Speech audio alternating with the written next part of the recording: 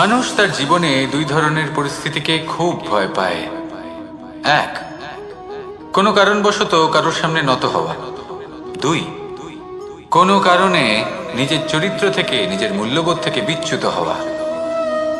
এবার কেন হয় এরকম যে কথায় কথায় কারোর সামনে নত হতে হয়? কেন বারংবার নিজের চরিত্র থেকে চ্যুত হতে হয়? এরকম কেন হয়? এটা তখনই হয় যখন আমাদের শিক্ষা এবং মূল্যবোধের অভাব থাকে। যদি মানুষের মধ্যে প্রকৃত শিক্ষা থাকে, তাহলে এই সংসারে কোনো সময় এবং কারোর সামনেই নত হওয়ার কোনো প্রয়োজন নেই। যদি মানুষের মধ্যে মূল্যবোধ থাকে, তাহলে তাকে নিজের মূল্যবোধ বা চরিত্র থেকে বিচ্যুত হতে হয় না, তা সে যাই হয়ে যাক না কেন। কোনো বালককে যদি জন্ম থেকেই সুশিক্ষার অধিকারী করা হয়, শিক্ষিত করা হয়, মূল্যবোধের অধিকারী করা হয়, তবে সে এই সংসারে এমন কর্ম করবে যাতে সে নিজেকে, নিজের পরিবারকে, সমগ্র সমাজকে গর্বিত করতে পারে। শিক্ষা লাভ করুন, মূল্যবোধ লাভ করুন এবং আমার সাথে ভালোবেসে বলুন, রাধা রাধা।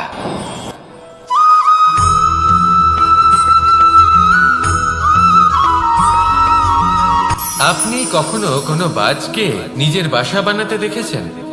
এই বাজ যখনই কোনো বাসা বানায় তখন উঁচু গাছের ডালে বা কোনো পর্বতের শিখরে বাসা বানায়, অনেক উচ্চতায়, আর সেখানে তার সন্তানও জন্মগ্রহণ করে। যখন এই সন্তানেরা জন্মায় তখন এই বাজ খুবই ভালোবেসে এবং খুব সাবধানে এদের পালন পোষণ করে। নিজের ঠোঁট দিয়ে তাদের ঠোঁটে খাবার পরিবেশন করে। কিন্তু যেই সেই সন্তানেরা হৃষ্টপুষ্ট হয়ে যায় এবং সেই কথা বাজ নিজে বুঝতে পেরে যায়, সেই বাজ নিজেই সেই বাসা ছিন্ন ভিন্ন করে দেয়। সেই সন্তান যাদের সবেমাত্র ডানা গজিয়েছে, কিভাবে উঠতে হয় তারা জানে না, সেই সন্তানগুলিকে উচ্চতা থেকে ঠেলে দেয়। সেই সন্তান প্রথমে ভয়ভীত হয়ে যায়। তারা সামনে মৃত্যুকে দেখতে পেয়ে ভয়ের কারণে তাদের ডানা ঝাপটাতে থাকে, আর সেই প্রক্রিয়াতেই সেই সন্তানগুলি উড়তে শুরু করে দেয়। এবার এই ঘটনায় আমরা কি শিক্ষা পেতে পারি? এটাই, যদি আপনি মাতা পিতা হন তাহলে নিজের সন্তানকে অবশ্যই স্নেহ করুন, কিন্তু তাদেরকে নিজের আঁচলের তলায় বেঁধে রাখবেন না। যদি আপনি চান আপনার সন্তান জীবনে উন্নতি করুক, তাহলে নিজের মুঠো থেকে তাদের স্বতন্ত্র করে দিন, এই সংসারে সংঘর্ষ করতে দিন। সেই সন্তান নিজেই বুঝতে পারবে যে জন্মের সময় পাওয়া ডানা কি করে ব্যবহার করতে হয়, আর আপনার চোখের সামনে আপনার সন্তান এই আকাশে উড়তে থাকবে। তাহলে আসুন আমার সাথে ভালোবেসে বলুন, রাধা রাধা।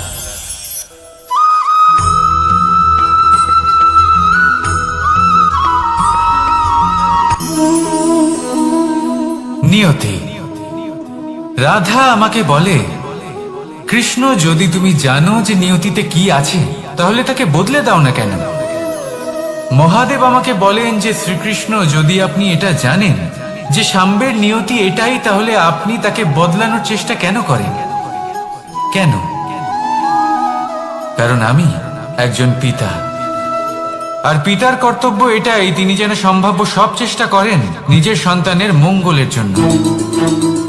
নিয়তি আমি জানি, কিন্তু এটাও আমি জানি যে কর্মের থেকে বড় আর কোনো নিয়তি হতে পারে না।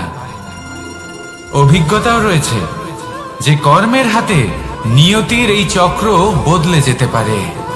তাই জীবনে যদি আপনার কখনো এমন মনে হয় যে এটা তো অসম্ভব, তখনও চেষ্টা করা কখনোই ছাড়বেন না।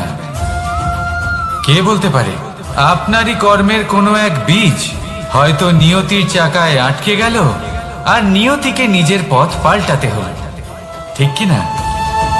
সেই জন্য নিয়তিকে ভাগ্য মেনে নিয়ে চুপ করে বসে থাকবেন না। নিজের নিয়তি স্বয়ং নিজের কর্মের দ্বারা নির্ধারিত করুন, কারণ আপনার এই কর্মের ওপরেই আপনার অধিকার রয়েছে, আর এই অধিকারকে নিয়তি অনেক সময় সম্মানও করে। তাহলে আসুন আর আমার সাথে ভালোবেসে বলুন, রাধা রাধা।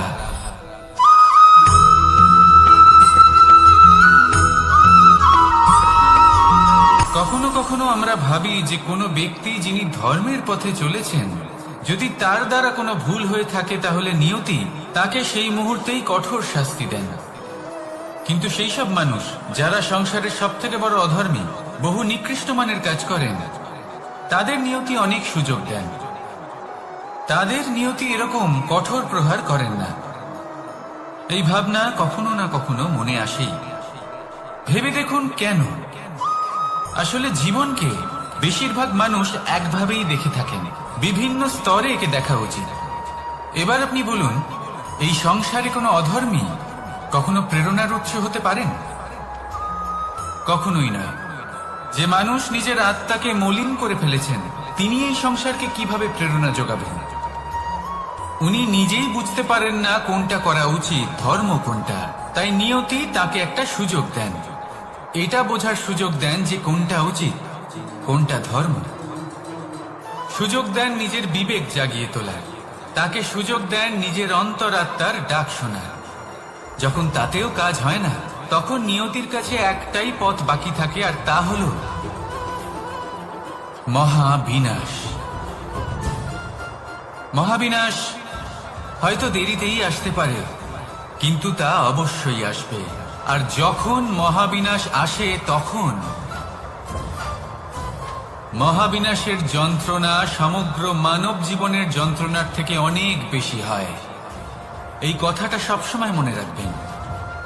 আর অন্যদিকে যে মানুষ ধর্মের পথে চলছেন, তার দ্বারা যদি কোনো ভুল হয়ে থাকে, তখন নিয়তি তার পরীক্ষা নেন। কিছুক্ষণের জন্য মানুষের মনে হতে পারে নিয়তি তাকে কঠোর শাস্তি দিয়েছেন।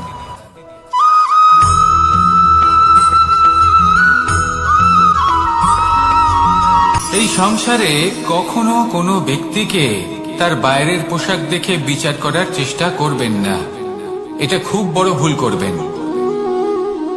যেমন আমরা জীবনে অনেক সময় এমন করি। ধরুন কোথাও একটা গাছ দেখলাম, খুব বিশাল আকারের একটা গাছ, যেটা মাটির থেকে অনেক উঁচুতে পৌঁছে গেছে, যার বিশাল শাখা আছে। সেগুলো দেখে আমরা ভাবি যে এই গাছে হয়তো কত সুস্বাদু ফল আছে। আমরা সেই গাছের পরিচর্যা করতে থাকি। আবার অন্যদিকে হলো একটি তৃণ, যেটা মাটি থেকে কিছুটা উঁচুতে পৌঁছেছে, কিন্তু সেই তৃণর নিচে, মাটির নিচে অত্যন্ত সুস্বাদু ফল বা সবজি জন্ম নেয়, যা আমাদের স্বাস্থ্যের পক্ষে অত্যন্ত উপকারী। সেই জন্য কখনো আবরণ দেখে কাউকে বিচার করতে চেষ্টা করবেন না। তার বদলে এটা বোঝার চেষ্টা করুন যে আপনার সামনে যে ব্যক্তি আছে বা বস্তু আছে, তার বিশেষত্ব কি। যদি এই বিশেষত্ব বোঝার ক্ষমতা আপনি অর্জন করেন, যদি এই শিল্প আপনি নিজের ভেতরে জাগ্রত করেন, তাহলে এই সংসারে বিশেষত্ব কি সেটা আপনি জানতে পারবেন। আর এই সমস্ত খেলা দৃষ্টি থেকে নয়, দৃষ্টিভঙ্গি থেকে জন্ম নেয়। দৃষ্টিভঙ্গি সবসময় শুভ রাখুন, আর আমার সাথে ভালোবেসে বলুন, রাধা রাধা।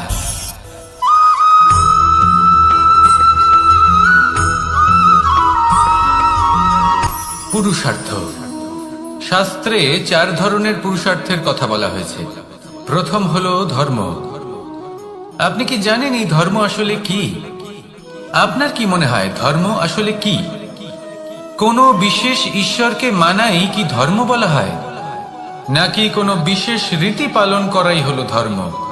নাকি কোনো বিশেষ সাহিত্যকে সর্বশ্রেষ্ঠ মনে করাই হলো ধর্ম? না, ধর্ম হলো সেটা যাকে ধারণ করা যেতে পারে। আর ধারণ শুধু সেটাই করা যায় যা পবিত্র। পবিত্র শুধু তাকেই বলা হয় যা নিঃস্বার্থ, যার মধ্যে শাসন করার কোনো ইচ্ছে নেই, যা সরলভাবেই প্রবাহমান, জল এবং বায়ুর মতো।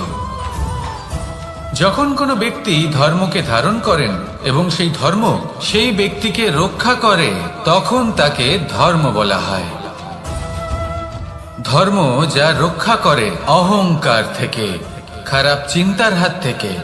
সেই জন্য পুরুষার্থ গড়ে তোলার আগে, ধর্ম পালন করার আগে ধর্মের প্রকৃত অর্থ কি সেটা বুঝে নিন। এটা জেনে রাখুন যে সমস্ত ধর্মের আধার, সমস্ত ধর্মের ভিত শুধুমাত্র ভালোবাসা। আসুন আর এই ভালোবাসার সাথেই বলুন, রাধা রাধা।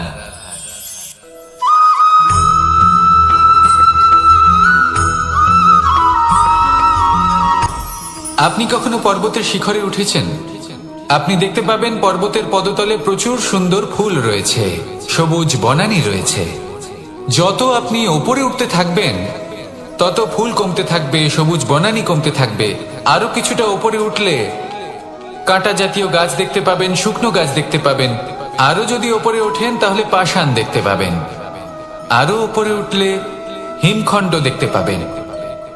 এই যে পর্বত, তা মনুষ্য জীবনের সব থেকে উত্তম উদাহরণ। মানুষ যখন সাফল্যের শিখরে পৌঁছতে চান, মহানুভবতার শিখরে পৌঁছতে চান, পথে যত আস্তে আস্তে উপরে উঠতে থাকেন ততই ভৌতিক বস্তু তার থেকে বিচ্ছিন্ন হতে থাকে। যদি তিনি সেই ভৌতিক বস্তুগুলি ত্যাগ না করতে পারেন তাহলে কখনোই সেই স্থানে পৌঁছতে পারবেন না। আর মানুষ যদি উচিত ত্যাগ করতে পারেন, পথে অগ্রসর হতে থাকেন, এগোতে থাকেন, তাহলে একদিন না একদিন তিনি মহানুভবতার, জ্ঞানের, সাফল্যের হিমের স্বাদ অবশ্যই লাভ করবেন। মনে রাখবেন, মানব জীবনে ত্যাগ হলো অত্যন্ত গুরুত্বপূর্ণ অংশ। আসুন আমার সাথে ভালোবেসে বলুন, রাধা রাধা।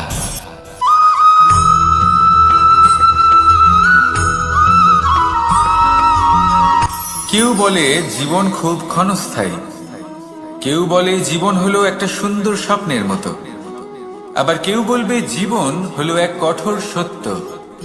কিন্তু জীবন আসলে কি? জীবন হলো আপনারই প্রতিবিম্ব, একটা দর্পণ। অর্থাৎ আপনি জীবনকে সেইভাবেই পাবেন যেরকম আপনি নিজেকে প্রতিপন্ন করবেন। যদি আপনি দর্পণের দিকে তাকিয়ে হাসেন তাহলে আপনি সামনে হাসি মুখী দেখতে পাবেন। এবার যদি আপনি গম্ভীর হয়ে থাকেন তাহলে আপনি একজন রুষ্ট ব্যক্তি দেখতে পাবেন। শেষে সবথেকে বেশি গুরুত্বপূর্ণ হলো আপনার চেষ্টা।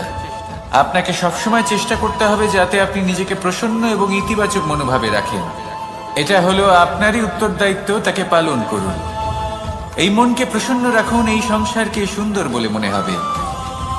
আর এই মন প্রসন্ন হয়ে বলবে, রাধা রাধা।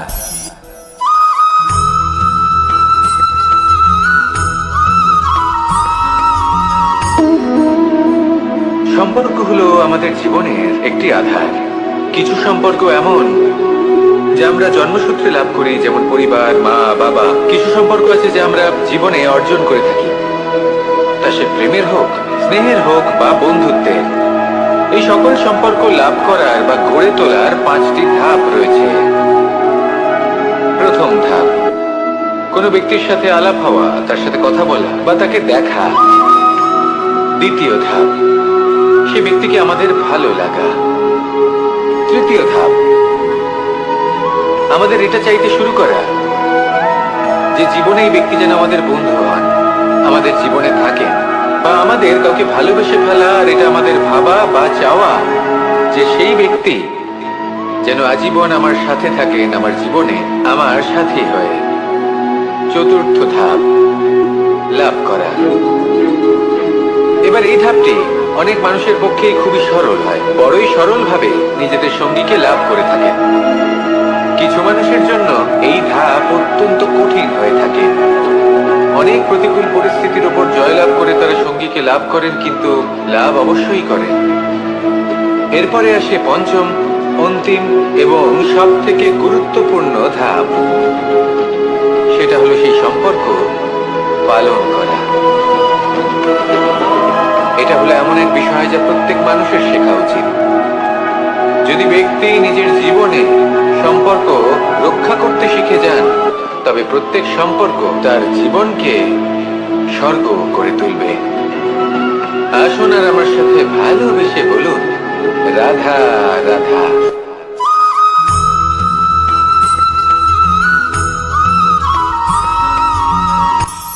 কখনো কোনো বাগানের কোনো বৃক্ষকে দেখেছেন যেখানে সুগন্ধি ফুল থাকে, রসালো ফল থাকে? তখন মন প্রফুল্ল হয়ে ওঠে, মন থেকে সেই বৃক্ষের প্রতি ভালোবাসা জন্মায়। কিন্তু যিনি বাগানের মালিক, শুধুমাত্র তিনিই জানেন যে কিভাবে এই বৃক্ষকে আগলে রাখতে হয়, কিভাবে তার পরিচর্যা করলে এতে সুন্দর সুগন্ধি ফুল হবে, রসালো ফল হবে। কখনো কখনো প্রয়োজনের থেকে বেশি রোদ পেলে এই বৃক্ষগুলি শুকিয়ে যায়, প্রয়োজনের থেকে কম রোদ পেলেও এই বৃক্ষ কিন্তু শুকিয়ে যায়।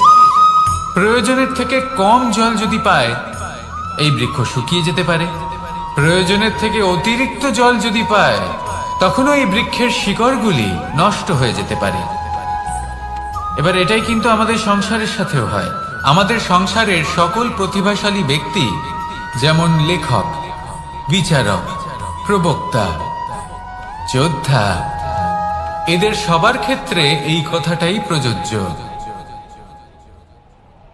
যদি বেশি প্রশংসা করা হয় তাহলেও এরা হারিয়ে যাবেন। প্রয়োজনের থেকে বেশি যদি নিন্দা করা হয় তখনও তারা নত হয়ে পড়বেন।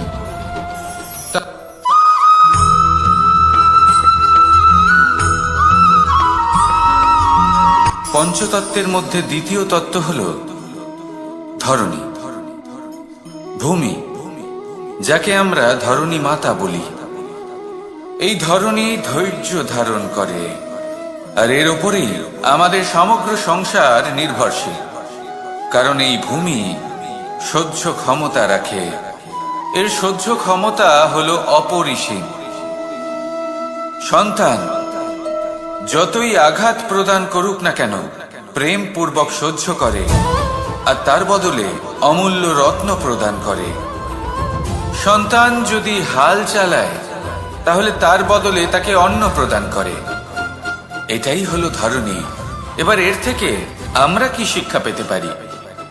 এটাই যে কারোর জন্য কিছু করা বা কাউকে কিছু দেওয়া মনে কোনো কামনা ছাড়াই। আর এই কথাটা বুঝে যান, যদি কারোর জন্য কামনা না রেখে বা কোনো পাওয়ার আশা না রেখে কারোর জন্য কিছু করেন বা কারোকে কিছু দেন, যদি এটা আপনি শিখতে পারেন তবে আপনি ভালোবাসতে শিখে গেছেন। আর সেই জন্যই এই ধরিত্রীকে মাতা বলা হয়। কারণ মাতা শুধু উনি নন যিনি গর্ভে সন্তানকে ধারণ করেন, মাতা তো উনিও যিনি জীবন বাঁচতে শেখান, যিনি জীবন বাঁচার উদাহরণ প্রদান করেন। তাহলে ধরণীর থেকে এই নিঃস্বার্থ ভাব শিখুন, নিঃস্বার্থ ভালোবাসা শিখুন, আর এই ভালোবাসার সাথেই বলুন রাধা রাধা।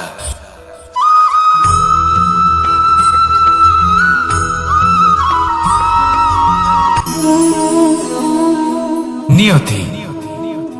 রাধা আমাকে বলে, কৃষ্ণ, যদি তুমি জানো যে নিয়তিতে কি আছে তাহলে তাকে বদলে দাও না কেন? মহাদেব আমাকে বলেন যে শ্রীকৃষ্ণ, যদি আপনি এটা জানেন যে সাম্বের নিয়তি এটাই, তাহলে আপনি তাকে বদলানোর চেষ্টা কেন করেন? কেন? কারণ আমি একজন পিতা, আর পিতার কর্তব্য এটাই, তিনি যেন সম্ভাব্য সব চেষ্টা করেন নিজের সন্তানের মঙ্গলের জন্য। নিয়তি আমি জানি, কিন্তু এটাও আমি জানি যে কর্মের থেকে বড় আর কোনো নিয়তি হতে পারে না। অভিজ্ঞতাও রয়েছে যে কর্মের হাতে নিয়তির এই চক্র বদলে যেতে পারে। তাই জীবনে যদি আপনার কখনো এমন মনে হয় যে এটা তো অসম্ভব, তখনও চেষ্টা করা কখনোই ছাড়বেন না। কে বলতে পারে আপনারই কর্মের কোনো এক বীজ হয়তো নিয়তির চাকায় আটকে গেল আর নিয়তিকে নিজের পথ পাল্টাতে হলো, ঠিক কিনা? সেই জন্য নিয়তিকে ভাগ্য মেনে নিয়ে চুপ করে বসে থাকবেন না। নিজের নিয়তি স্বয়ং নিজের কর্মের দ্বারা নির্ধারিত করুন, কারণ আপনার এই কর্মের ওপরেই আপনার অধিকার রয়েছে। আর এই অধিকারকে নিয়তি অনেক সময় সম্মানও করে। তাহলে আসুন আর আমার সাথে ভালোবেসে বলুন রাধা রাধা।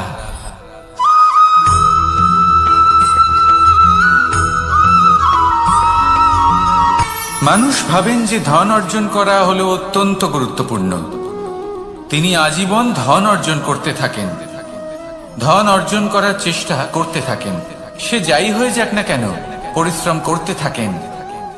স্বাস্থ্যের দিকে নজর দেন না, না উচিত সময় খাবার খান, না উচিত সময় ঘুমোতে যান, না পর্যাপ্ত সময় পর্যন্ত ঘুমন, কিছুই না। ধন অর্জন করতেই থাকেন, করতেই থাকেন। আর কিছু সময় পরে যখন তিনি অসংখ্য ধন লাভ করে ফেলেন, তখন তার সাথে ওনার শরীরে অনেক রোগ বাসা বাঁধে। এইসব রোগের উপচার করতে করতে সেই সমস্ত ধন যা উনি অর্জন করেছেন তা তিনি ব্যয় করে ফেলেন। শেষ পর্যন্ত কি হয়?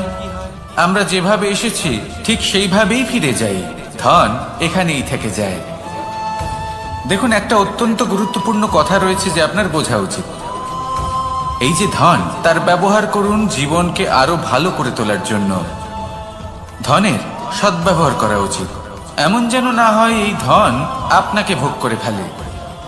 এই জীবনকে নিশ্চিত রূপে আরো শ্রেষ্ঠ করে তুলুন, কিন্তু এই ধন অর্জন করার এই প্রক্রিয়াতে নিজের সারা জীবনকে নষ্ট করে ফেলবেন না। এই জীবন উপভোগ করতে শিখুন, আর আমার সাথে ভালোবেসে বলুন, রাধা রাধা।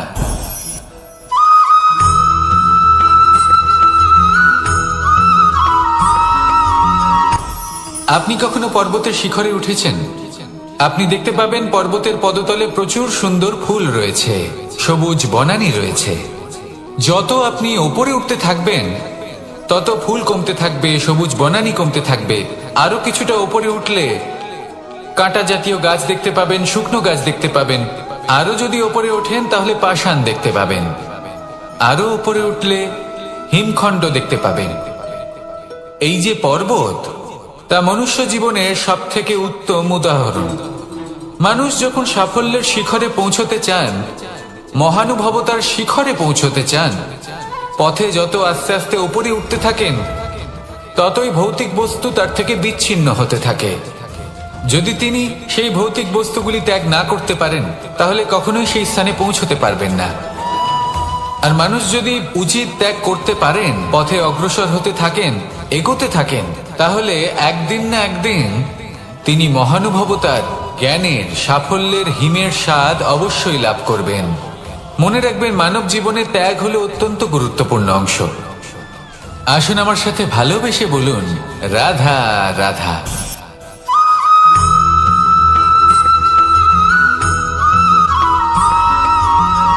কেউ বলে জীবন খুব ক্ষণস্থায়ী, কেউ বলে জীবন হলো একটা সুন্দর স্বপ্নের মতো, আবার কেউ বলবে জীবন হলো এক কঠোর সত্য। কিন্তু জীবন আসলে কি? জীবন হলো আপনারই প্রতিবিম্ব, একটা দর্পণ। অর্থাৎ আপনি জীবনকে সেইভাবেই পাবেন যেরকম আপনি নিজেকে প্রতিপন্ন করবেন। যদি আপনি দর্পণের দিকে তাকিয়ে হাসেন তাহলে আপনি সামনে হাসি মুখী দেখতে পাবেন। এবার যদি আপনি গম্ভীর হয়ে থাকেন তাহলে আপনি একজন রুষ্ট ব্যক্তি দেখতে পাবেন। শেষে সবথেকে বেশি গুরুত্বপূর্ণ হলো আপনার চেষ্টা। আপনাকে সবসময় চেষ্টা করতে হবে যাতে আপনি নিজেকে প্রসন্ন এবং ইতিবাচক মনোভাবে রাখেন। এটা হলো আপনারই উত্তরদায়িত্ব, তাকে পালন করুন। এই মনকে প্রসন্ন রাখুন, এই সংসারকে সুন্দর বলে মনে হবে। আর এই মন প্রসন্ন হয়ে বলবে, রাধা রাধা।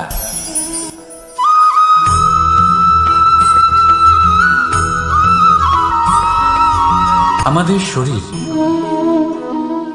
প্রকৃতির সর্বশ্রেষ্ঠ রচনা। যে অঙ্গ প্রত্যঙ্গ আমরা লাভ করেছি প্রত্যেকটির মধ্যে একটি নিজস্ব বার্তা রয়েছে। একটু ভেবে দেখুন, দুটি চোখ দিয়েছে দেখার জন্য, দুটি কান দিয়েছে শোনার জন্য, নাসিকাও আছে দুটি, দুটি হাত দিয়েছে দ্বিগুণ পরিশ্রম করার জন্য। কিন্তু জীব শুধুমাত্র একটি। তার উপরেও তীক্ষ্ণ বলিষ্ঠ দাঁত দিয়েছে তার রক্ষার জন্য। কখনো ভেবে দেখেছেন কেন?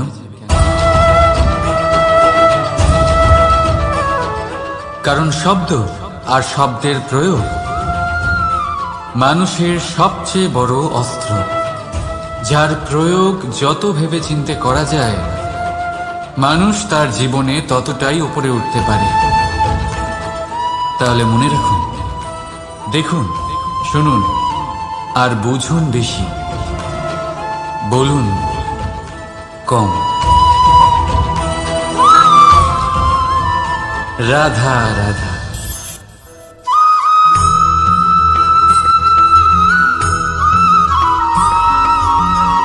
জীবন কিসের উপর নির্ভরশীল? ধনের উপর? বৈভবের অনুভব যদি আপনি করতে চান তাহলে তা পাবেন শুধু একতার দ্বারা, সংগঠনের দ্বারা। যদি আপনাকে উদাহরণ দিই, নিজের এই হাতটাকে দেখুন, 5টা আঙুল রয়েছে। কোনো একটা বস্তুকে নিজের একটা আঙুল দ্বারা তুলে ধরার চেষ্টা করে দেখুন, বড়ই কষ্ট হবে। তখন আপনি বুঝতে পারবেন যখন এই 5টি আঙুল একত্রিত হয় তখন কোনো কাজ কতটা সহজ হতে পারে। এটাই হলো শক্তি, একতার। সব থেকে ভালো উদাহরণ যদি আপনাকে দিই তাহলে বাঁশি। এই বাঁশি থেকে অত্যন্ত মধুর সুর নির্গত হয় যা সবার মন প্রসন্ন করে দেয়। এই কথা সত্যি, কিন্তু এই বাঁশি আমি একটা বা দুটো আঙুল দিয়ে বাজাতে পারবো না। আমাকে প্রত্যেকটা আঙুল ব্যবহার করতেই হবে, তবেই এর থেকে মধুর সুর নির্গত হবে যা সকলকে প্রসন্ন করবে, ঠিক কিনা? ঠিক এইভাবেই যদি আপনি চান যে আপনার জীবনরূপী বাঁশি থেকেও মধুর সুর নির্গত হোক বা সবার মনকে প্রসন্ন করে তুলুক, তাহলে আপনাকেও জীবনে একতা নিয়ে আসতেই হবে। আপনি একাও কর্ম করতে পারেন, পথ চলতেও পারেন, সামনেও এগোতে পারেন, সাফল্যও লাভ করতে পারেন। কিন্তু যখন সকলে একসাথে এগোবেন, সেই পথে চলবেন, সেই কর্মই করবেন, তখন লক্ষ্যে অবশ্যই পৌঁছবেন, সাফল্য অবশ্যই লাভ করবেন। কিন্তু সেই সাফল্য এবং তার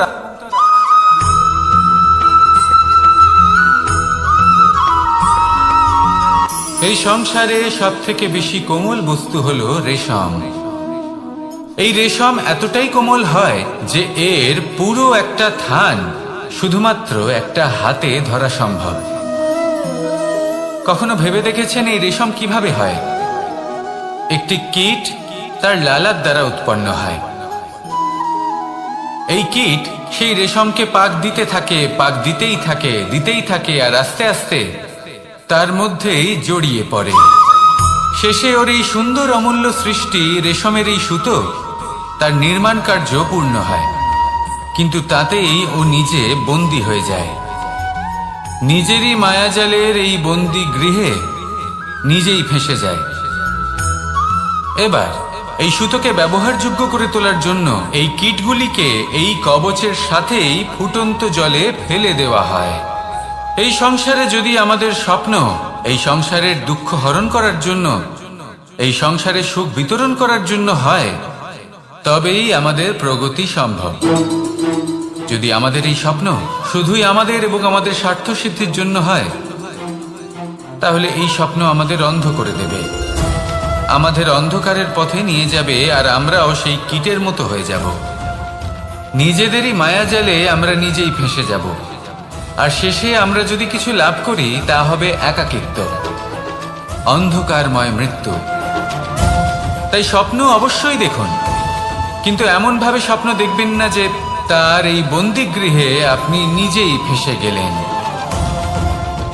স্বপ্ন দেখুন পরোপকারে।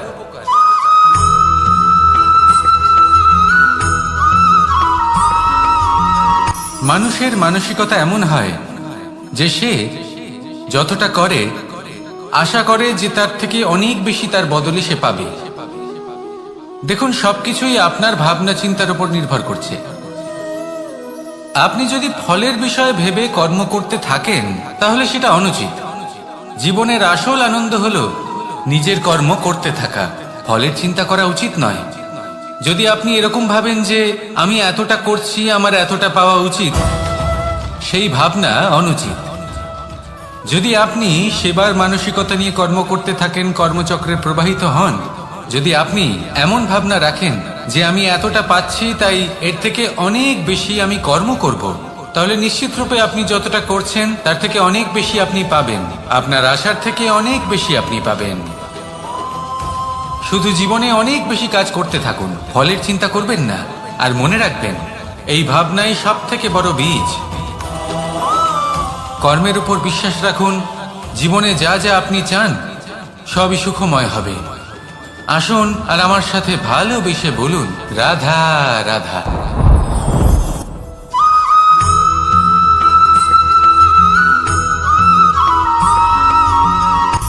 সূচের শেষে একটি ছিদ্র থাকে যার দ্বারা আমরা এই সুতো পরাতে পারি, আর তারপর সূচের সাহায্যে এই সুতো দিয়ে বস্ত্র সেলাই করা যায়। কিন্তু যদি সুতোটা সোজা করে ধরা না হয় তাহলে সূচে কখনো এই সুতো পরানোই সম্ভব নয়। যদি এতে কোনো গিঁট পড়ে তখন তা কখনোই এই ছিদ্র দ্বারা প্রবেশ করা সম্ভব নয়। ঠিক এইভাবেই যদি আপনি কারোর জীবনে প্রবেশ করতে চান, কারোর অন্তরে প্রবেশ করতে চান, তাহলে আপনাকেও সহজ থাকতে হবে। এতে কোনো গিঁট থাকলে চলবে না, অর্থাৎ মনে যাতে কোনো মালিন্য না থাকে, যেন কোনো কুচিন্তা না থাকে। যদি এসব থাকে তাহলে আপনি কখনো কারোর জীবনে প্রবেশ করতে পারবেন না। আর যদি কোনোভাবে আপনি প্রবেশ করেও যান তাহলে তার মনে ঘর করতে পারবেন না। নিজেকে এই সুতোর মতন করে তুলুন, সহজ। মনে যেন কোনো কুচিন্তা না থাকে, সবার প্রতি যেন সদ্ভাবনা থাকে, শুভ চিন্তা থাকে। এমনটা করতে থাকুন। এমন একটা দিন আসবে যেদিন এই সমস্ত সংসারের ব্যক্তির মনে আপনি বাস করবেন, আর তখন এই মন প্রসন্ন হয়ে বলবে, রাধা রাধা।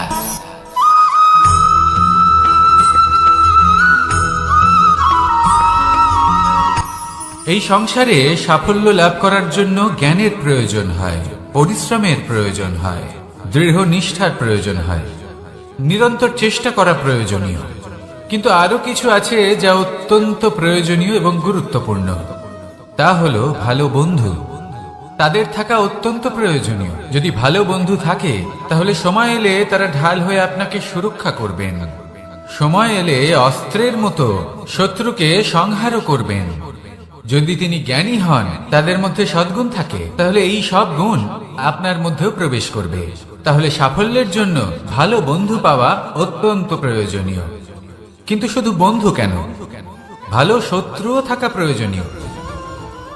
এবার আপনি ভাববেন, আমি কি বললাম? যদি আপনার জীবনেও ভালো অর্থাৎ শক্তিশালী শত্রু থাকে তাহলে আপনিও শক্তিশালী হতে থাকবেন। এই শত্রু আপনাকে প্রেরিত করবে আরো বেশি শক্তিশালী হয়ে ওঠার। কখনো কোনো হরিণকে দেখুন, তীব্র গতিতে দৌড়তে থাকে। কেন তীব্র গতিতে দৌড়য়? এই কারণে নয় যে কোথাও তার জন্য মধুর ঘাস অপেক্ষা করে রয়েছে, না। সে এই কারণে তীব্র গতিতে দৌড়য় কারণ সেটা না করলে তার পেছনে একটি সিংহ আছে যে ওকে নিজের ভোজন করে ফেলবে। তাই জীবনে বিপদ, সংকট, এই সবকিছুও হলো অত্যন্ত গুরুত্বপূর্ণ। তার সম্মুখীন হতে শিখুন আর আমার সাথে ভালোবেসে বলুন, রাধা রাধা।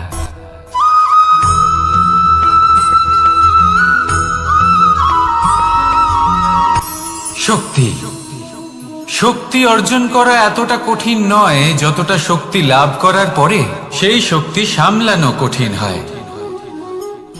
কারণ যেই মানুষ শক্তি লাভ করে তার মনে গর্ববোধ জন্মায়, জন্মায় অহংকার, জন্মায় জেদ।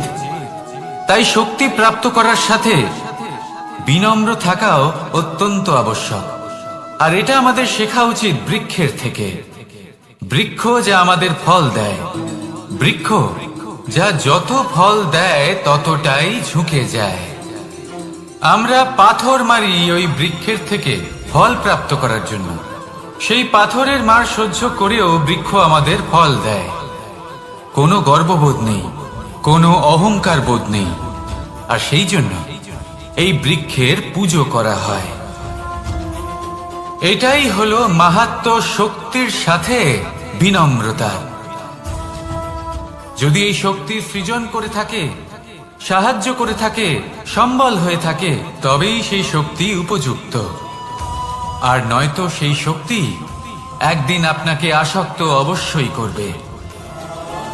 তাহলে শক্তি অবশ্যই অর্জন করুন, কিন্তু তার সাথে সেই শক্তি সামলানোর মতো বিবেকও আপনাকে অবশ্যই জাগ্রত করতে হবে। তাহলে আসুন আমার সাথে ভালোবেসে বলুন, রাধা রাধা।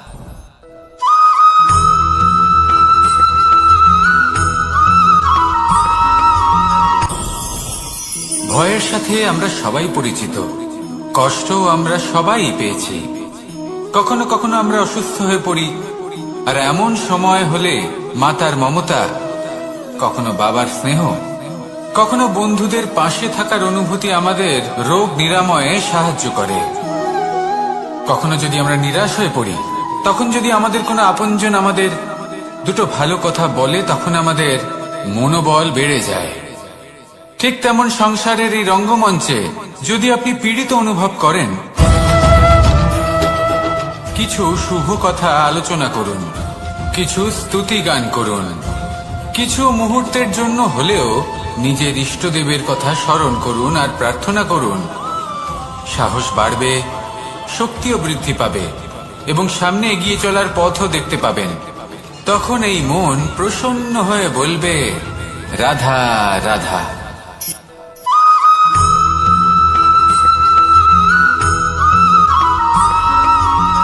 এই সংসারের সব থেকে গুরুত্বপূর্ণ তত্ত্ব কোনটা?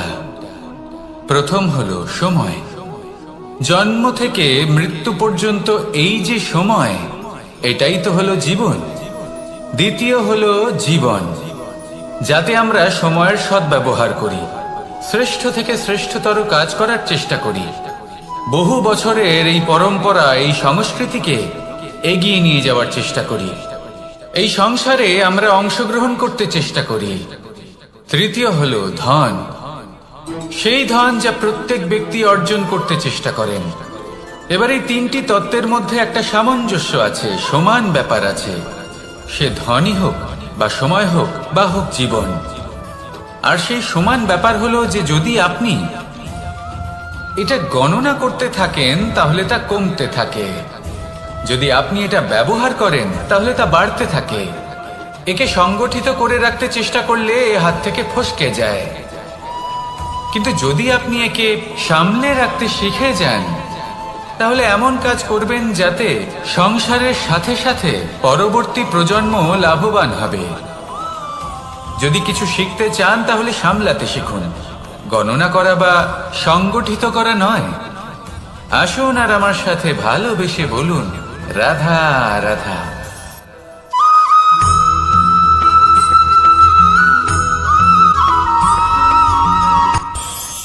এই সংসারে আমরা প্রকাশ কোথা থেকে পাই?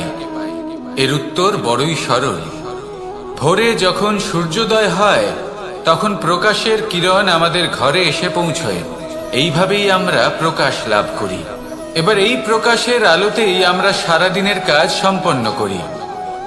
সন্ধে হয়ে যায়, সূর্যাস্ত হয়ে যায়, আর আমাদের ঘর যাতে অন্ধকার না হয় তার জন্য আমরা একটা প্রদীপ প্রজ্বলিত করি। এটাই ঘটে আমাদের জীবনেও। এবার প্রবাহমান আয়ুর সাথে আমরা আমাদের অন্তরে যদি একটা প্রদীপ প্রজ্বলিত করে নিই তাহলে বিষয়টাই অন্যরকম হবে। এবার আপনি বলবেন কোন প্রকাশের কথা বলছি যা আমাদের অন্তরে জাগ্রত করা সম্ভব? আমাদের আত্মার মাঝে প্রেমের প্রকাশ জাগ্রত করার কথা বলছি। কারণ আমাদের এই জীবন এও হলো দিনের আলোর মতো। আজ প্রকাশ আছে, কিন্তু কোনোদিন অবশ্যই অস্ত হবে। কিন্তু অস্ত হবার আগে যদি আমরা আমাদের আত্মার মাঝে প্রেমের এই প্রকাশ উজ্জ্বলিত করে নিই তাহলে আমাদের সন্ধ্যাকালও আমরা আনন্দে এবং প্রেমে যাপন করব। তাহলে আসুন আর আমার সাথে ভালোবেসে বলুন, রাধা রাধা।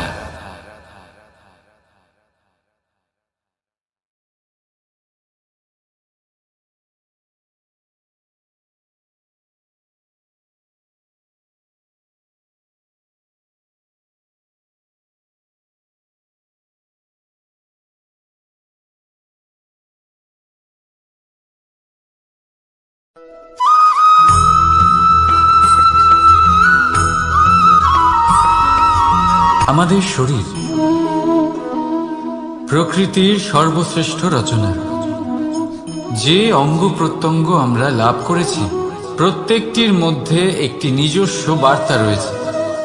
একটু ভেবে দেখুন, দুটি চোখ দিয়েছে দেখার জন্য, দুটি কান দিয়েছে শোনার জন্য, নাসিকাও আছে দুটি, দুটি হাত দিয়েছে দ্বিগুণ পরিশ্রম করার জন্য। কিন্তু জীব শুধুমাত্র একটি, তার উপরেও তীক্ষ্ণ বলিষ্ঠ দাঁত দিয়েছে তার রক্ষার জন্য। কখনো ভেবে দেখেছেন কেন?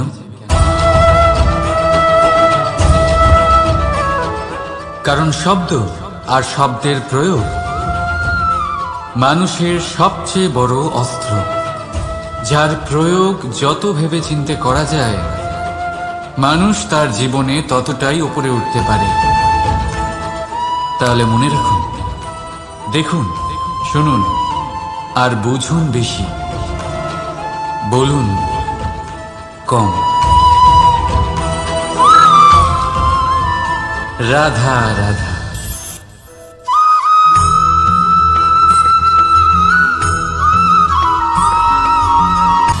সময়, জীবন, কাল। দেখতে গেলে এই তিনটি শব্দ একটি শব্দেরই সমার্থক শব্দ মনে হয়, কিন্তু এই শব্দগুলির অর্থ কি সমান? কখনোই নয়। হ্যাঁ, এই সময় চলতে থাকে, জীবন চলতে থাকে, কালচক্র চলতে থাকে। এই সময় কেটে যায়, কিন্তু এই জীবন একে যাপন করতে হয়। কি বলেন? এই জীবনে কিছু করুন বা কিছু না করুন, জীবন এমনি কেটে যাবে, আপনি জানতেও পারবেন না। কিন্তু সেটা আমাদের উদ্দেশ্য নয়, একে যাপন করতে হবে। এই জীবনে প্রেরণা পেতে শিখুন, প্রেরণা দিতে শিখুন, আহ্বান গ্রহণ করতে শিখুন, আহ্বান জানাতে শিখুন, মহান কাজ করতে শিখুন, ধন্যাত্মক বোধ জাগিয়ে তুলুন। জীবন অতিবাহিত করার অর্থ কি তা আপনি শিখে যাবেন। কারণ সময় কেটে যায়, সমস্ত যুগ কেটে যায়, কিন্তু জীবনের রীতি জীবন কাটিয়ে দেওয়া নয়, জীবন যাপন করা। এই জীবন সম্পূর্ণরূপে অনুভব করতে হবে, নতুন পথ বানাতে হবে। এবারে যদি এই জীবন বাঁচার সময় একবার ভেবে দেখুন, যদি মনে প্রেম থাকে, সদ্ভাবনা থাকে, তাহলে কি হবে? এই জীবনকে বাঁচার অনুভূতিটাই অন্যরকম হয়ে যাবে, একটা আনন্দময় অনুভূতি লাভ করবেন। তাহলে এটাই করুন আর আমার সাথে ভালোবেসে বলুন, রাধা রাধা।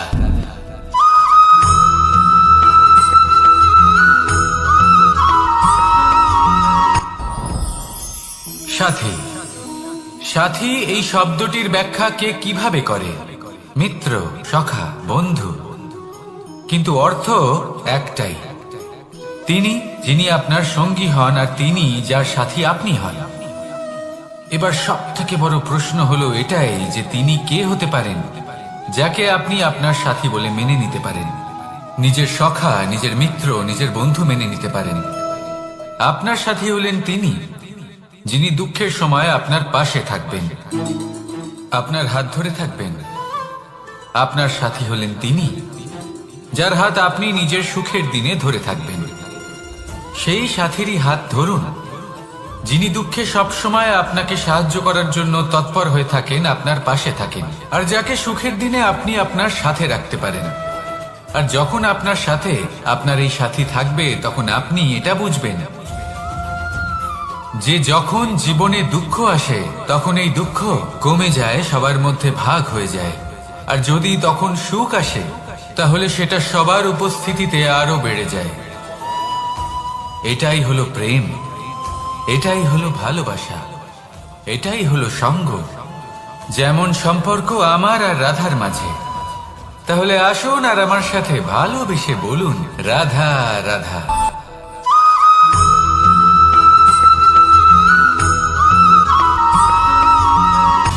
সময়, জীবন, কাল। দেখতে গেলে এই তিনটি শব্দ একটি শব্দেরই সমার্থক শব্দ মনে হয়, কিন্তু এই শব্দগুলির অর্থ কি সমান? কখনোই নয়। হ্যাঁ, এই সময় চলতে থাকে, জীবন চলতে থাকে, কালচক্র চলতে থাকে। এই সময় কেটে যায়, কিন্তু এই জীবন একে যাপন করতে হয়। কি বলেন? এই জীবনে কিছু করুন বা কিছু না করুন, জীবন এমনি কেটে যাবে, আপনি জানতেও পারবেন না। কিন্তু সেটা আমাদের উদ্দেশ্য নয়, একে যাপন করতে হবে।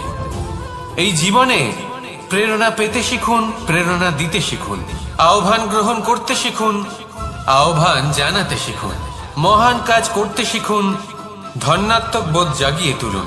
জীবন অতিবাহিত করার অর্থ কি তা আপনি শিখে যাবেন। কারণ সময় কেটে যায়, সমস্ত যুগ কেটে যায়, কিন্তু জীবনের রীতি জীবন কাটিয়ে দেওয়া নয়, জীবন যাপন করা। এই জীবন সম্পূর্ণরূপে অনুভব করতে হবে, নতুন পথ বানাতে হবে। এবারে যদি এই জীবন বাঁচার সময় একবার ভেবে দেখুন, যদি মনে প্রেম থাকে, সদ্ভাবনা থাকে, তাহলে কি হবে? এই জীবনকে বাঁচার অনুভূতিটাই অন্যরকম হয়ে যাবে, একটা আনন্দময় অনুভূতি লাভ করবেন। তাহলে এটাই করুন আর আমার সাথে ভালোবেসে বলুন, রাধা রাধা।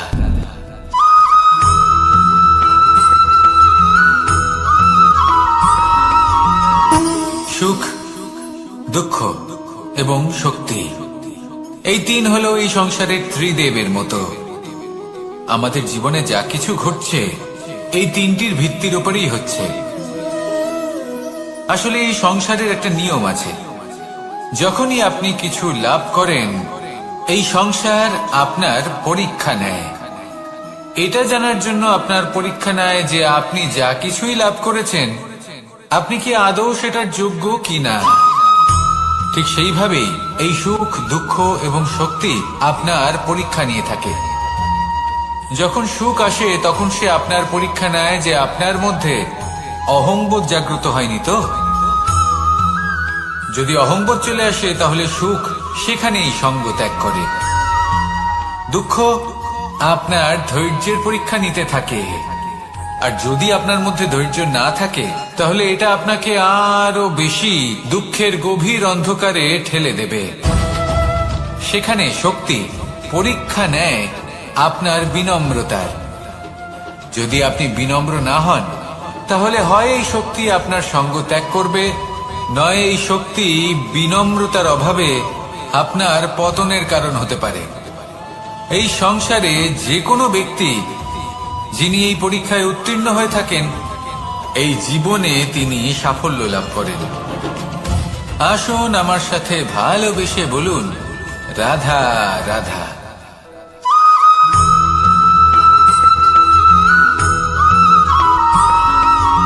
কখনো কখনো আমরা ভাবি যে কোনো ব্যক্তি যিনি ধর্মের পথে চলেছেন, যদি তার দ্বারা কোনো ভুল হয়ে থাকে তাহলে নিয়তি তাকে সেই মুহূর্তেই কঠোর শাস্তি দেন। কিন্তু সেই সব মানুষ যারা সংসারের সব থেকে বড় অধর্মী, বহু নিকৃষ্ট মানের কাজ করেন, তাদের নিয়তি অনেক সুযোগ দেন। তাদের নিয়তি এরকম কঠোর প্রহার করেন না। এই ভাবনা কখনো না কখনো মনে আসেই। ভেবে দেখুন কেন? আসলে জীবনকে বেশিরভাগ মানুষ একভাবেই দেখে থাকেন, বিভিন্ন স্তরে একে দেখা উচিত। এবার আপনি বলুন, এই সংসারে কোনো অধর্মী কখনো প্রেরণার উৎস হতে পারেন? কখনোই নয়। যে মানুষ নিজের আত্মাকে মলিন করে ফেলেছেন তিনি এই সংসারকে কিভাবে প্রেরণা যোগাবেন? উনি নিজেই বুঝতে পারেন না কোনটা করা উচিত, ধর্ম কোনটা। তাই নিয়তি তাকে একটা সুযোগ দেন, এটা বোঝার সুযোগ দেন যে কোনটা উচিত, কোনটা ধর্ম। সুযোগ দেন নিজের বিবেক জাগিয়ে তোলার, তাকে সুযোগ দেন নিজের অন্তরাত্মার ডাক শোনার। যখন তাতেও কাজ হয় না তখন নিয়তির কাছে একটাই পথ বাকি থাকে, আর তা হল মহাবিনাশ। মহাবিনাশ হয়তো দেরিতেই আসতে পারে, কিন্তু তা অবশ্যই আসবে। আর যখন মহাবিনাশ আসে তখন মহাবিনাশের যন্ত্রণা সমগ্র মানব জীবনের যন্ত্রণার থেকে অনেক বেশি হয়। এই কথাটা সবসময় মনে রাখবেন। আর অন্যদিকে যে মানুষ ধর্মের পথে চলছেন তার দ্বারা যদি কোনো ভুল হয়ে থাকে তখন নিয়তি তার পরীক্ষা নেন। কিছুক্ষণের জন্য মানুষের মনে হতে পারে নিয়তি তাকে কঠোর শাস্তি দিয়েছেন।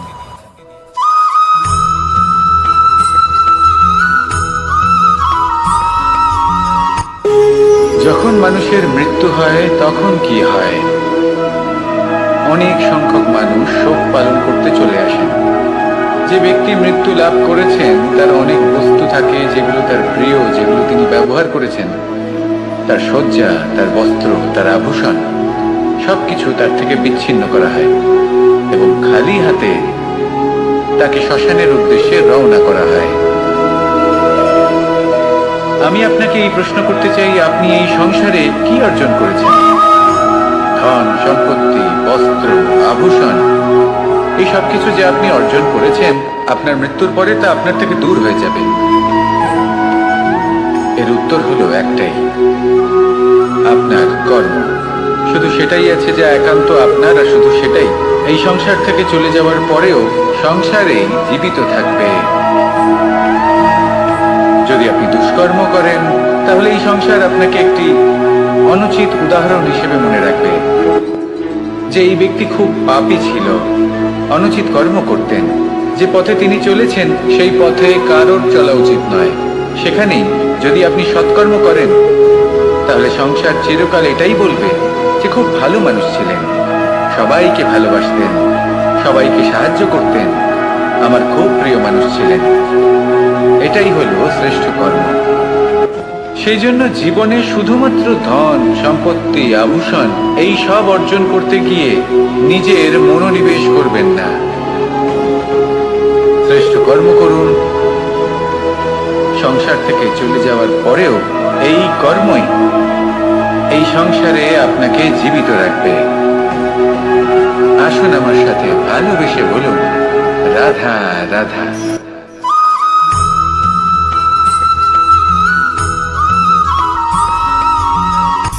সূচের শেষে একটি ছিদ্র থাকে, যার দ্বারা আমরা এই সুতো পরাতে পারি, আর তারপর সূচের সাহায্যে এই সুতো দিয়ে বস্ত্র সেলাই করা যায়। কিন্তু যদি সুতোটা সোজা করে ধরা না হয়, তাহলে সূচে কখনো এই সুতো পরানোই সম্ভব নয়। যদি এতে কোনো গিঁট পড়ে, তখন তা কখনোই এই ছিদ্র দ্বারা প্রবেশ করা সম্ভব নয়। ঠিক এইভাবেই যদি আপনি কারোর জীবনে প্রবেশ করতে চান, কারোর অন্তরে প্রবেশ করতে চান, তাহলে আপনাকেও সহজ থাকতে হবে। এতে কোনো গিঁট থাকলে চলবে না, অর্থাৎ মনে যাতে কোনো মালিন্য না থাকে, যেন কোনো কুচিন্তা না থাকে। যদি এসব থাকে, তাহলে আপনি কখনো কারোর জীবনে প্রবেশ করতে পারবেন না। আর যদি কোনোভাবে আপনি প্রবেশ করেও যান, তাহলে তার মনে ঘর করতে পারবেন না। নিজেকে এই সুতোর মতন করে তুলুন, সহজ। মনে যেন কোনো কুচিন্তা না থাকে, সবার প্রতি যেন সদ্ভাবনা থাকে, শুভ চিন্তা থাকে। এমনটা করতে থাকুন। এমন একটা দিন আসবে যেদিন এই সমস্ত সংসারের ব্যক্তির মনে আপনি বাস করবেন, আর তখন এই মন প্রসন্ন হয়ে বলবে, রাধা রাধা।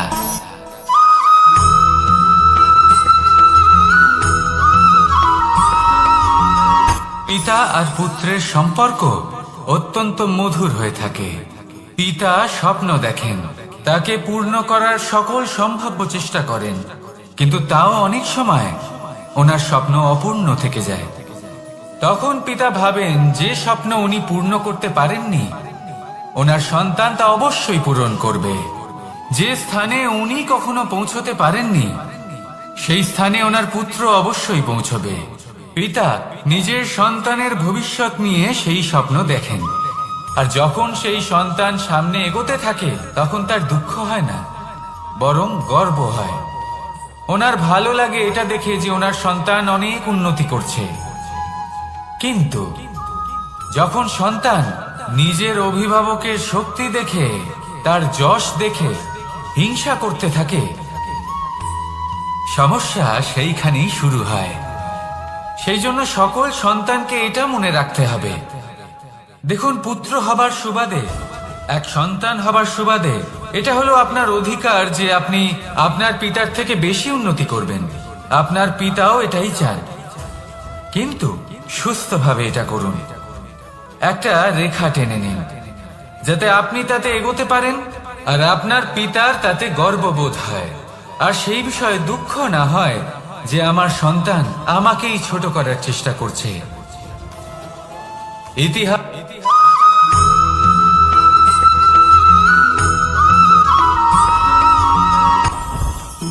জীবনে কিছু শেখা অত্যন্ত গুরুত্বপূর্ণ। এবার কি কি শিখতে হবে সেই সব শেখানোর জন্য অনেক শিক্ষক রয়েছেন, কিন্তু কি শিখবেন না আর কি করবেন না, এটা আমাদের নিজের অভিজ্ঞতা দিয়ে শিখতে হয়। কিন্তু তার মানে এটা নয় যে যদি আপনাকে শিখতে হয় যে আগুনের তাপ কতটা, আপনাকে আগুনের মধ্যে হাত দিতে হবে না, অন্য কারোর অভিজ্ঞতা দ্বারাও শিখতে পারেন। প্রশ্ন শুধুমাত্র একটাই যে আপনি কি শিখতে চান নাকি চান না। যদি আপনি এটাই ভাবেন যে আমি শুধুই নিজের অভিজ্ঞতা দ্বারাই শিখতে চাই, তাহলে জীবনকাল ছোট মনে হবে, অনেক কিছুই শিখতে পারবেন না। তাই নিজের সাথে সাথে বড়দের অভিজ্ঞতার দ্বারাও শেখা শুরু করে দিন। এই সংসারের অভিজ্ঞতা দ্বারা শিখতে শুরু করে দিন। আর এটা নিশ্চিত রূপে শেখা আবশ্যক যে কখন কি করবেন না, কোথায় থামতে হবে আর কোথায় থামবেন না। তাহলে আসুন আর আমার সাথে ভালোবেসে বলুন, রাধা রাধা।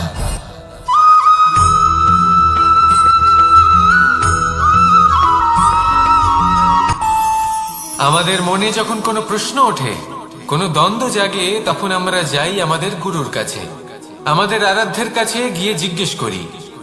এইভাবেই একদিন আমি পৌঁছলাম আমার আরাধ্যের কাছে, আমার মহাদেবের কাছে, আর ওনাকে প্রশ্ন করলাম যে মহাদেব, জীবনে আনন্দ পাওয়ার, উৎসব পালনের, প্রেম ভাগ করে নেবার, জীবনকে উপভোগ করে নেওয়ার সর্বশ্রেষ্ঠ সময় কোনটা? মহাদেব হাসলেন আর উনি বললেন, জীবনে উৎসব পালনের সব থেকে শ্রেষ্ঠ দিন হলো মৃত্যুর ঠিক আগের দিনটা। প্রেম ভাগ করে নেওয়ার সব থেকে শ্রেষ্ঠ মুহূর্ত হলো মৃত্যুর ঠিক আগের মুহূর্ত। জীবনকে উপভোগ করে নেওয়ার সর্বশ্রেষ্ঠ প্রহর হলো মৃত্যুর এক প্রহর পূর্বে। তখন আমি চমকে গেলাম। আমি বললাম, কিন্তু মহাদেব, মৃত্যু তো অনিশ্চিত, আমরা জানিও না কবে আমাদের মৃত্যু হবে। মহাদেব আবার হাসলেন।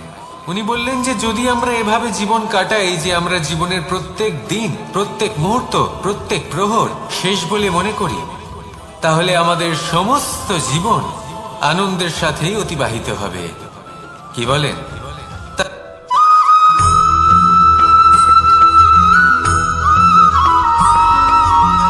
পঞ্চতত্ত্বের মধ্যে দ্বিতীয় তত্ত্ব হল ধরণী, ভূমি, যাকে আমরা ধরণী মাতা বলি। এই ধরণী ধৈর্য ধারণ করে, আর এর ওপরেই আমাদের সমগ্র সংসার নির্ভরশীল। কারণ এই ভূমি সহ্য ক্ষমতা রাখে, এর সহ্য ক্ষমতা হল অপরিসীম।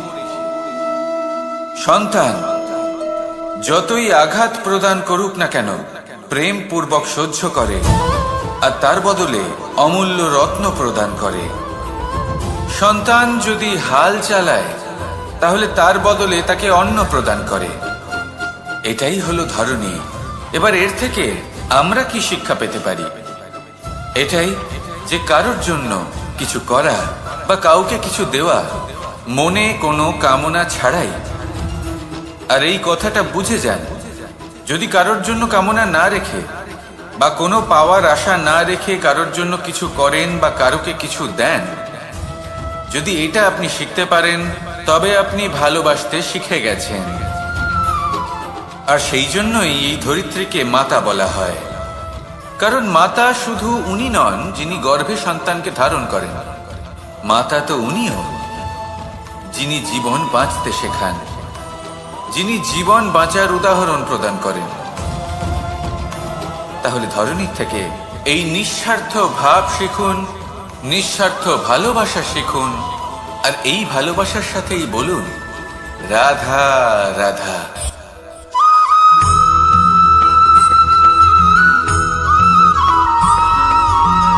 এই সংসারে কোনো বস্তু হোক বা ব্যক্তি হোক, তার একার গুরুত্ব কিন্তু খুব বেশি নয়।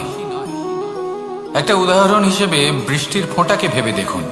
যদি একটি বৃষ্টির ফোঁটা হয় তাহলে তার খুব বেশি গুরুত্ব থাকে না, কিন্তু যখন সহস্র বৃষ্টির ফোঁটা মেঘের মধ্যে দিয়ে ঝরে পড়ে, তখন সেটা বর্ষার রূপ ধারণ করে।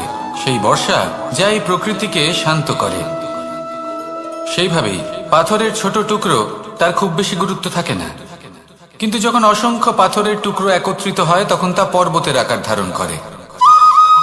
সেইভাবেই কিছু মানুষ যখন একত্রিত হন তখন তৈরি হয় পরিবার, কিছু পরিবার যখন একত্রিত হয় তখন তৈরি হয় সমাজ, যখন অনেক সংখ্যক সমাজ একত্রিত হয় তখন তৈরি হয় রাজ্য। এবার এই রাজ্যের সব থেকে গুরুত্বপূর্ণ ব্যক্তি হতে পারেন রাজা, কিন্তু তাও সেই রাজা একা কিছু করতে পারেন না। যুদ্ধ লড়ার সময় তারও নিজের সৈন্যদলকে প্রয়োজন পড়ে। কিন্তু এই সংসারে এমন একজন ব্যক্তি আছেন যিনি একাই সব কাজ করতে থাকেন, এবং সেই ব্যক্তি হলেন মা। আমাদের জীবনে একজন পিতার ভূমিকা কিন্তু নিঃসন্দেহে অমূল্য, কিন্তু আমাদের সকলের জীবনে যে ভূমিকা একজন মায়ের তা অন্য কারোর থাকে না। একজন মা একাই সন্তানকে বড় করতে পারেন, সংস্কারী করে তুলতে পারেন, তার জন্য পরিশ্রম করেন। আর এত কিছু কাজ করার পরেও তার কাজের জন্য তিনি প্রশংসা অবশ্য পান না। উল্টে যদি সেই সন্তান অনুচিত পথে চালিত হয়, অনুচিত কর্ম করে, তখন সেই মাকেই অপবাদের পাত্র হয়ে উঠতে হয়। আমাদের জীবনে মায়ের যোগদান কতটা সেটা বুঝুন। আপনাকে বড় করে তোলার জন্য উনি কতটা পরিশ্রম করেছেন সেটা বুঝুন। আজ থেকে, এখন থেকে, এই মুহূর্ত থেকে মাকে সম্মান করতে শিখুন। যখন সময় পাবেন, যখন সুযোগ হবে, তখন তার প্রশংসা করুন, ওনারও ভালো লাগবে। আর মায়ের এই মমতার জন্য, তার এই ভূমিকার জন্য আসুন সবাই মিলে আমরা তাকে প্রণাম করি, আর সকলে মিলে ভালোবেসে বলি, রাধা রাধা। আপনি কখনো কোনো সাধারণ পাখি দেখেছেন? যেমন বাবুই। সে কি করে? সে কোনো গাছের ডালে নিজের বাসা বানায়। এবার সেইখানে বাসা বানানো সহজ ব্যাপার, কারণ সামগ্রী আশেপাশেই পাওয়া যায়। কিন্তু সমস্যা হলো আক্রমণ। কোনো সাপ বা অন্য কোনো পশু ওর বাসাতে ওর সন্তানদের উপর না আক্রমণ করে বসে, এই ভয় তার সব সময় থাকে। আর এটা সব থেকে কঠিন ব্যাপার এদের জন্য, নিজের বাসায় নিজের সন্তানদের সুরক্ষা। আর বাজ পাখি, যদি আমরা বাজের কথা বলি তাহলে তারা কি করে? বাজ পাখি কোনো উঁচু পাহাড়ের শিখরে, কোনো পাথরের খাঁজে নিজের বাসা তৈরি করে। এবার ওখানে বাসা বানানো একেবারেই সহজ ব্যাপার নয়, কারণ সামগ্রী আশেপাশে পাওয়া যায় না, দূর থেকে নিয়ে আসতে হয়। কিন্তু সেইখানে আক্রমণের ভয়ও কখনোই থাকে না।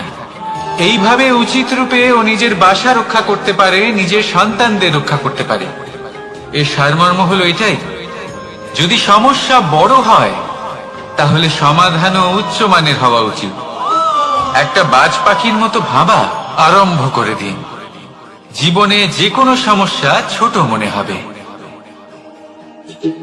রাধা রাধা।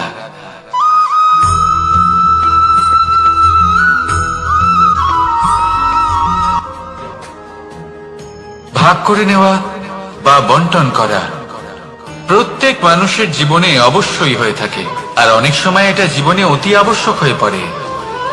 কিন্তু ভাগ করার মনোকামনা তার থেকেও বেশি গুরুত্বপূর্ণ হলো যে কোন ঘটনার আধারে এই বাটোয়ারা হলো। অনেক সময় এই বাটোয়ারা হলো শান্তির প্রতীক, আবার অনেক সময় এই বাটোয়ারা বিপ্লব ঘটাতে পারে, এমন এক বিপ্লব যা মহাযুদ্ধ ঘটিয়ে দিতে পারে। দেখুন, বাটোয়ারা সম্পত্তির হোক বা হোক ভিক্ষা, শিক্ষা কিন্তু একটাই।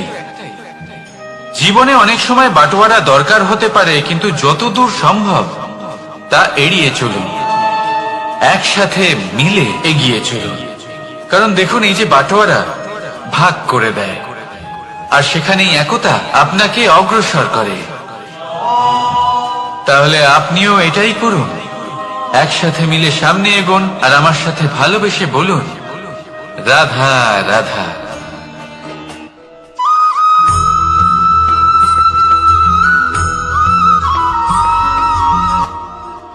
জীবনে এমন কিছু কাজ রয়েছে যা আপনাকে একাই করতে হয়, আর এমন কিছু কাজ রয়েছে যা আপনাকে একসাথে মিলে করতে হয়, একজোট হয়ে, সঙ্গবদ্ধ হয়ে। এবার সঙ্গবদ্ধ বলতে কি বোঝাতে চাইছি?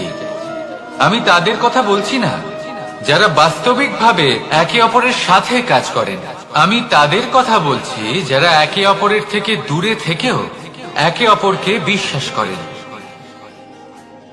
আমি আগেও বলেছিলাম, সমস্ত বিশ্বের আশা বিশ্বাসেই বসবাস করে, তাই না? তাই যেখানে সমস্ত বিশ্ব আছে, সমস্ত সংসার আছে, সেইখানেই বিশ্বাস রয়েছে। তাই আপনার আশেপাশে এমন দল সঙ্গবদ্ধ করুন যাদের আপনার উপর বিশ্বাস আছে আর যাদেরকে আপনি বিশ্বাস করতে পারেন। তাহলে আসুন আর আমার সাথে ভালোবেসে বলুন, রাধা রাধা।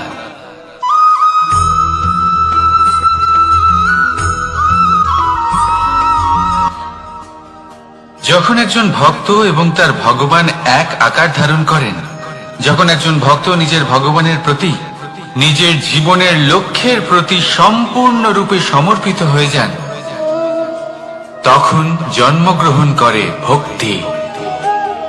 আর তখন সংসারের সমস্ত আশা তিনি ত্যাগ করতে পারেন।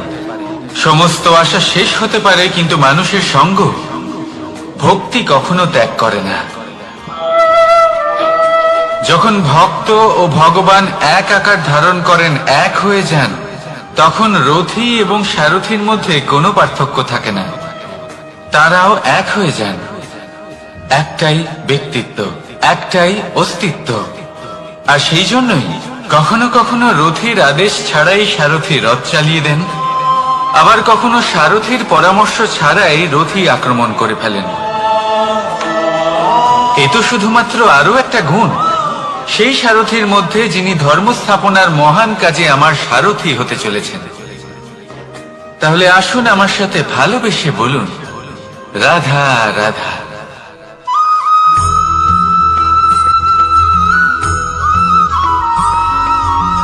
আমরা যে মানুষকে চাই, যাকে আমরা ভালোবাসি, তাকে একটা উপহার অবশ্যই দিতে চাই। এমন এক উপহার যা ওনার ভালো লাগবে, যা শ্রেষ্ঠ হবে, অতি প্রিয় হবে, বহুমূল্য হবে, বা বলতে পারেন মূল্যবান হবে।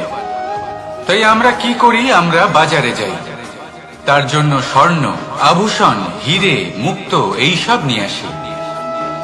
কিন্তু এটাই কি সর্বশ্রেষ্ঠ উপহার? কখনোই না। সর্বশ্রেষ্ঠ উপহার হলো স্বাধীনতা, তাকে নিজের মনের মতো বাঁচার স্বাধীনতা। যদি আপনি কাউকে স্বাধীনতা না দিতে পারেন, তাহলে সে কোথাও না কোথাও বন্দী হয়ে যায়, তার বিকাশ কোথাও না কোথাও আটকে যায়। কিন্তু যদি আপনি কাউকে স্বাধীনতা দিতে পারেন, তাহলে আপনি দেখবেন ও সমস্ত সংসারকে, এই জীবনকে নিজের দৃষ্টিভঙ্গি দিয়ে দেখবে, বুঝবে যে কোনটা হলো উচিত আর কোনটা হলো অনুচিত। আর এটাই হলো সর্বশ্রেষ্ঠ। আর এবার যদি কাউকে স্বাধীনতার মাধ্যমে এত বড় একটা শক্তি দিতে পারেন, তাহলে আপনি আমাকে বলুন, এর থেকে বড় উপহার আর কি হতে পারে? আসুন আর আমার সাথে ভালোবেসে বলুন, রাধা রাধা।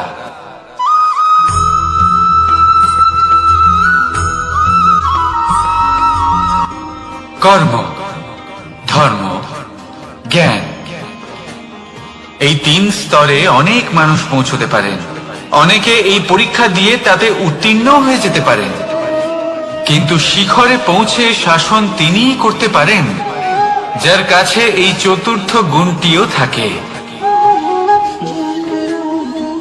সমর্পণ। অত্যন্ত গুরুত্বপূর্ণ একটা গুণ এটা।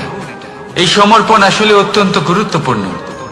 পূর্ণ সমর্পণ দরকার নিজের লক্ষ্যের প্রতি, সমর্পণ নিজের কর্তব্যের প্রতি, সমর্পণ নিজের আত্মার থেকে নির্গত স্বরের প্রতি, সমর্পণ নিজের রথীর প্রতি, অর্থাৎ আমার প্রতি। এবার এই পরীক্ষায় অত্যন্ত কঠিন এক বাঁক আসতে চলেছে, যেখানে সারথীকে সমর্পণের নিরিখে পরীক্ষা করা হবে।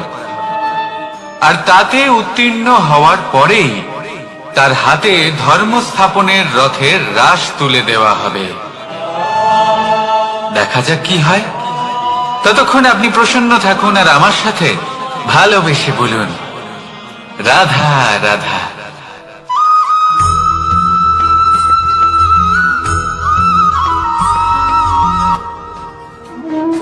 কর্ম, ধর্ম আর কর্তব্য, এই তিনটি একে অপরের সাথে জড়িত। আর অনেক সময় এই তিনটি পালন করতে করতে আমাদের সেই ব্যক্তির সামনে গিয়ে দাঁড়াতে হয়, তার বিরুদ্ধেই যেতে হয়, যাকে আমরা সব থেকে বেশি ভালোবাসি। কিন্তু সেইখানে এই যুদ্ধ কোনো ব্যক্তিগত যুদ্ধ থাকে না, এ হলো কর্ম, ধর্ম আর কর্তব্যের যুদ্ধ। এটা সরল নয়, অত্যন্ত কঠিন হয় তার সম্মুখীন হওয়া যাকে আমরা সব থেকে বেশি সম্মান করি। কিন্তু আমাদের তো আমাদের ধর্মের পথে চলতেই হবে, কারণ আমরা কর্মবদ্ধ, কর্তব্যবদ্ধ, আর এটাই করা উচিত। শুধু এটুকু মনে রাখবেন, যদি আপনার উদ্দেশ্য শুভ হয়, আপনার ভাবনা শুভ হয়, আপনি যদি কর্ম, ধর্ম আর কর্তব্যের পথে অগ্রসর হন, তাহলে এই প্রক্রিয়াতে যদি আপনাকে আপনার আরাধ্যেরও সামনে দাঁড়াতে হয়, তাহলেও আপনার কোনো ক্ষতি হবে না। তাহলে আসুন আর আমার সাথে ভালোবেসে বলুন, রাধা রাধা।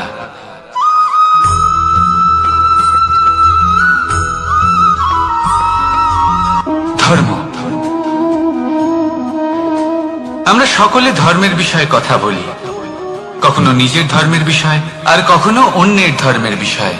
কখনো আমরা অধর্ম দেখলে সেই বিষয়ে কথা বলি, অনেক রকম আলোচনা হয়। কিন্তু এই ধর্ম আসলে কি, সেটা কি কেউ বোঝে? যদি আমি আপনাকে উত্তর দিই, এই উত্তর সরল। ধর্ম হলো তাই যা মানুষকে অন্য মানুষের সাথে, সমস্ত বিশ্ব সংসারের সাথে আনন্দ সহকারে বাঁচতে শেখায়। সেই জন্য আপনি যদি কখনো কোনো ধর্মীয় স্থানে যান, সেই ধর্মীয় স্থানে গিয়ে আপনার শান্তির অনুভূতি হয়, তাই না? কিন্তু দেখুন, ধর্মের জ্ঞান থাকলেই সেই মানুষ ধর্মের পথে চলতে পারবে এমন কোনো কথা নেই। অনেক সময় সম্পর্কে যখন সংঘর্ষ বেড়ে যায়, তখন ইচ্ছের জন্ম হয়, ক্রোধের জন্ম হয়, অহংকারের জন্ম হয়, আর তারপর বিনাশ হয়ে যায় এই ধর্মে। সেই জন্য দ্বিতীয় সব থেকে গুরুত্বপূর্ণ গুণ যা আমার সারথীর মধ্যে থাকা উচিত, তা হলো ধর্মবীর হওয়া। এবার দেখতে হবে সেটা এই যে কে হবে সেই ব্যক্তি যিনি এই স্বয়ম্বরে নিজের ধর্মে অটল থাকবেন। কারণ সেই ব্যক্তি এই সংসার থেকে সরে এসে ধর্মের পুনঃস্থাপনের এই মহাকার্যে আমার সারথি হতে পারবেন। তাহলে আসুন আমার সাথে ভালোবেসে বলুন, রাধা রাধা।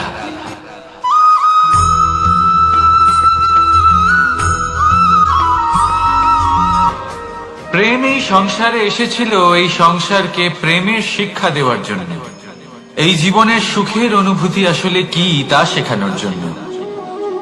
কিন্তু যদি সত্যি কথা বলি, তো আমি নিজেই প্রতিদিন প্রেমের নতুন নতুন স্বরূপ দেখতে পাই, প্রেমের একটা নতুন অনুভূতি প্রত্যেক নতুন দিনে। আর তার কারণ হলো এই প্রেম অনন্ত, এ হলো দৈব। প্রেম হলো এই সংসারের সব থেকে বড় ঢাল এবং সব থেকে বড় অস্ত্র।